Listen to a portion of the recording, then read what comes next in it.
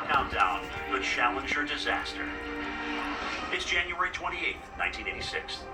President Ronald Reagan is preparing to give his State of the Union speech that evening. He's planning to talk to a surprise guest, school teacher and astronaut Christa McAuliffe, who will be launching into space on board the Shuttle Challenger. Liftoff of the 25th Space Shuttle mission, and it has cleared the tower. But a tragedy will doom that plan.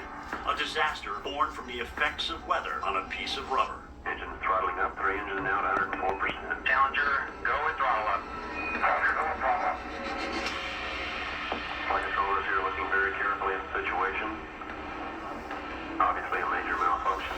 It was obvious very quickly to those of us watching this that something was gravely, gravely wrong. All 7 astronauts died in the explosion. But how could it happen? What really doomed the launch of Challenger? Looking back at the records, it possibly was the coldest day of the winter that year. Winter temperatures in Central Florida usually average between highs in the 70s and lows in the 50s. It rarely gets colder. The night before Challenger, temperatures had dipped into the 20s, and at launch, I think we were in the mid-30s. That was about 15 degrees colder than any launch up to that point in time. This doesn't play well with some of the engineering that is involved in a space shuttle. In particular, it didn't play well with 2 rubber O-rings. The O-rings sealed joints between cells in the solid fuel boosters, forcing gases safely down and out of the rocket. Those O-rings are engineered to be pliable and resilient down to certain temperatures, but the colder it gets, the less resilient they got. NASA knew about the temperature limitations of the O-rings and called Morton Thikel, the O-ring makers, to ask if it was safe to launch. Morton Thikel management consulted with its engineering staff, who were unanimous. Absolutely not. Do not launch. But with President Reagan scheduled to speak with the first American teacher in space during his State of the Union address, NASA decided to launch.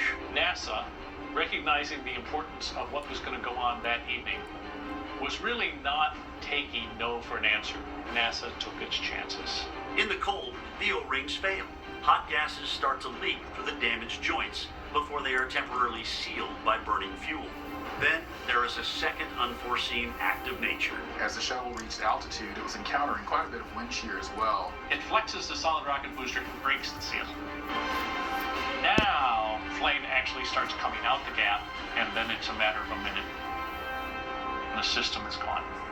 Weather was the beginning and the end of the problem that caused the loss of the Challenger that day. Instead of giving his State of the Union address that night, President Reagan mourned the loss of 7 American heroes. We will never forget them, nor the last time we saw them this morning, as they prepared for their journey and waved goodbye, and slipped the surly bonds of earth to touch the face of God.